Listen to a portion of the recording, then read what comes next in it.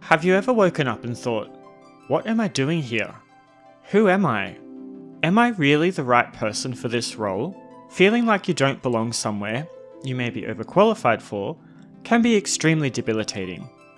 Now, imagine if this was layered and multifaceted, so much so that you began to adopt a persona, just to protect the fractured vestiges of what remained of your true self, damaged and hidden deep beneath the portrayed facade. Take this broken image, and now make them the protagonist of your game, narrating the experience directly to you in an unreliable fashion, causing you to question the authenticity of every word as they directly contradict your own memories.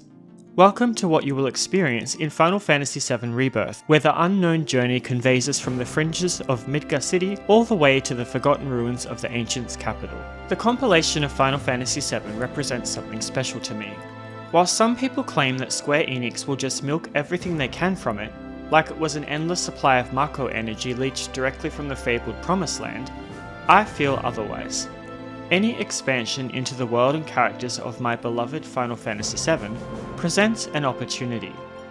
As I get older though, I tend to wear a critical, objective lens because I am not one to pine over the supposed golden age of Squaresoft before their merge with Enix, or the lamented lost days of the original Sony PlayStation, as I have also enjoyed titles since then, and am not typically known to walk around with rose-coloured glasses neurally linked to my cerebral cortex.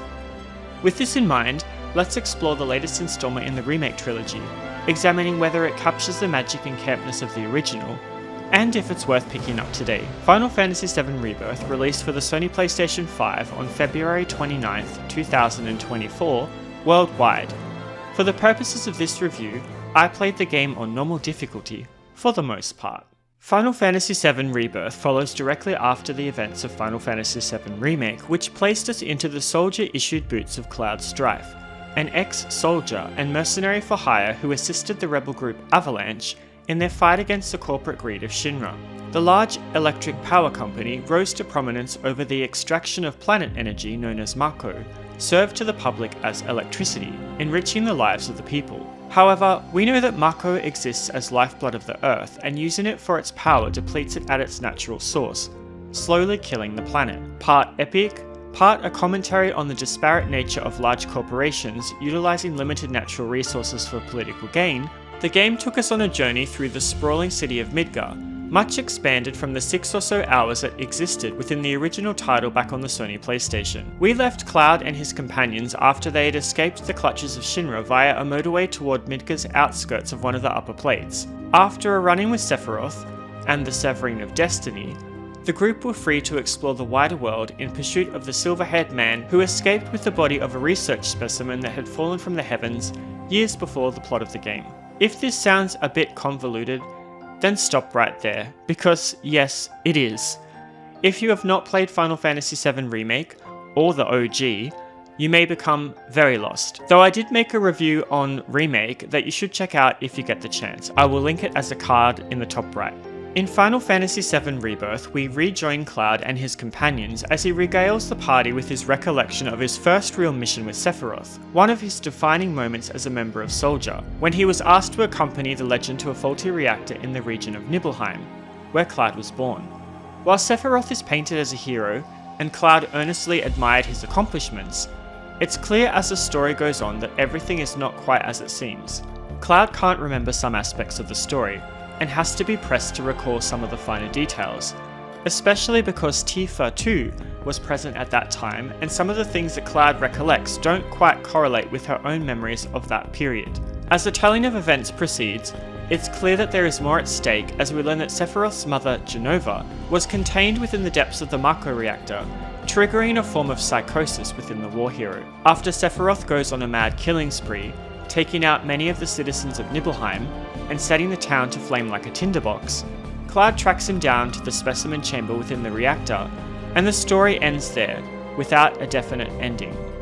Cloud simply cannot remember it. A little disappointed that the blonde ex-soldier cannot complete the story, the party retire for the evening. I want to break here briefly to talk about Cloud's companions, as they are an important element of Rebirth's story, and interacting with them factors into how certain scenes within the game will play out. At various points of the adventure, you will be presented with dialogue options that affect how your party members feel toward Cloud. Whilst these decisions do not have far-reaching consequences like other games that have this type of system, such as Mass Effect or Dragon Age, it's important to note that there are some scenes where Cloud will be placed into a situation where he goes on a date with another character, and who chooses to date him is based on an affection system that is derived partly from these dialogue choices. Affection levels can be raised by selecting the correct dialogue options, using synergy skills in battle for the first time with a companion, and by completing what I like to call companion events. Companion events are Rebirth's side quests, which pair you up with the character primarily to solve an issue that an NPC is having. These are great not only for further enriching Cloud's experiences with his allies, but also for you as the player getting to know the characters at a deeper level than had you just ran through the story to complete the game. Anyway, let's get back to the narrative retelling. The next morning, after exploring the cobbled streets and cleaner air of calm, a far cry from the muckle-dense Midgar, Cloud and party are cornered by the Shinra army, who are earnestly looking for them after a commotion at Shinra headquarters that was caused in the previous title. Narrowly escaping the trap laid by the soldiers, our party make their way into the broad green fields and pastures of the sprawling grasslands, the first of many open-world developed areas. Following hot on the trail of Sephiroth, the party discover that they must cross deep marshlands, where rumours abound of a monster capable of consuming people whole.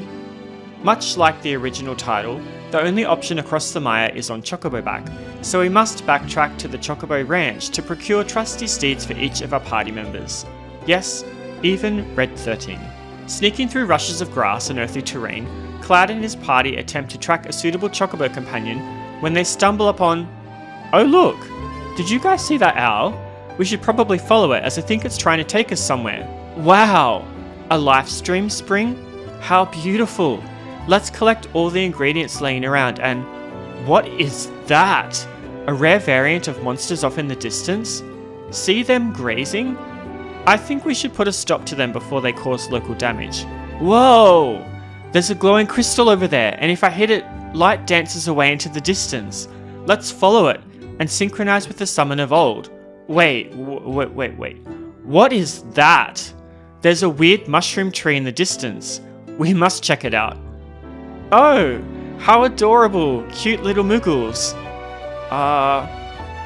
Something's not right here. No, don't touch that. Stop! No!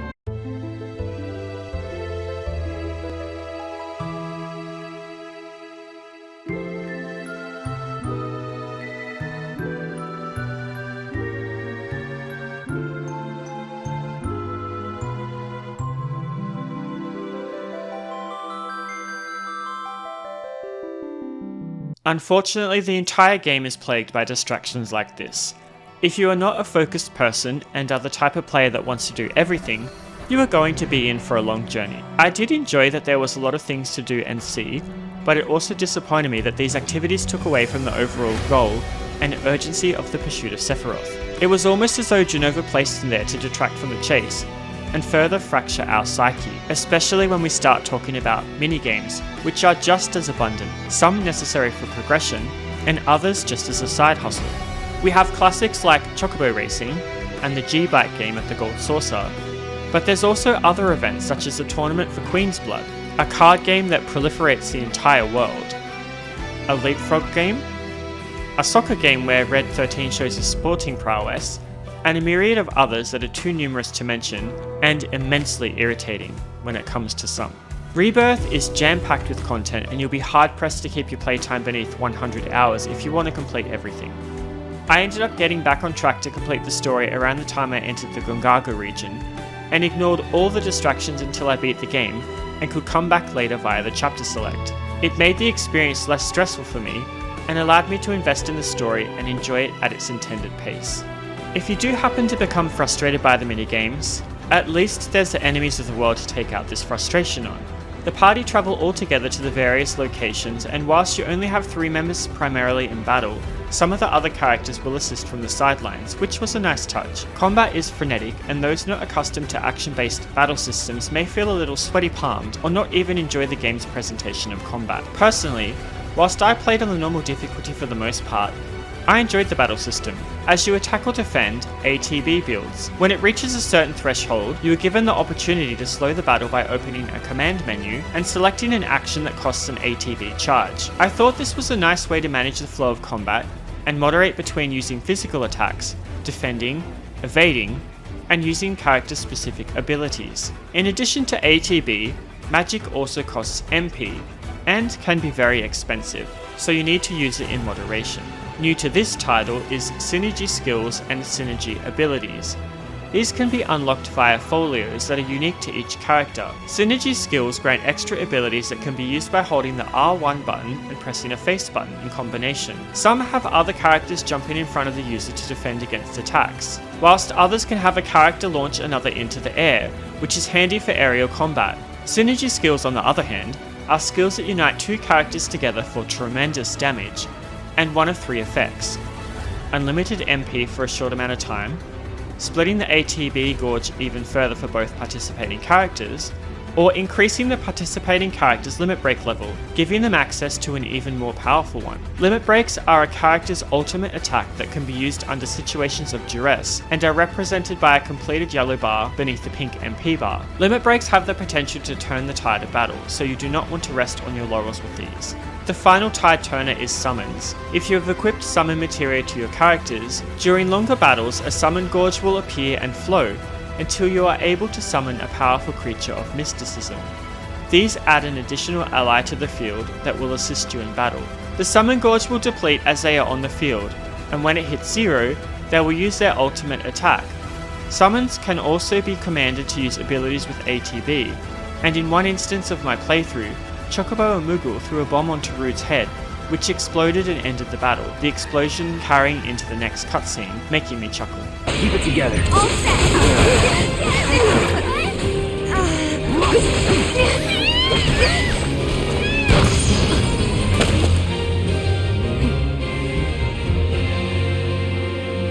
The other thing I wanted to mention about the battle system is that each character has a different playstyle.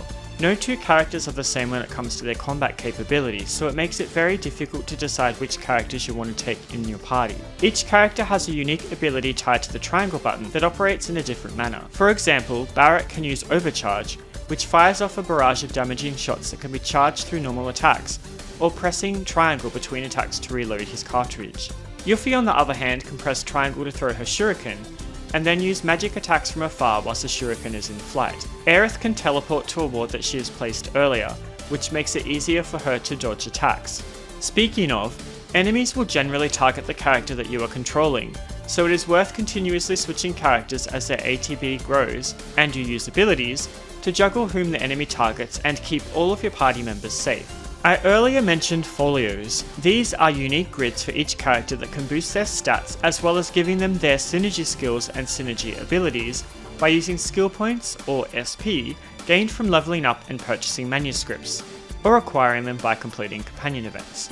The number of nodes available in each character's folio is directly related to party level, which is raised by beating bosses, completing story events, and finishing all the annoying little side quests and events that I mentioned earlier.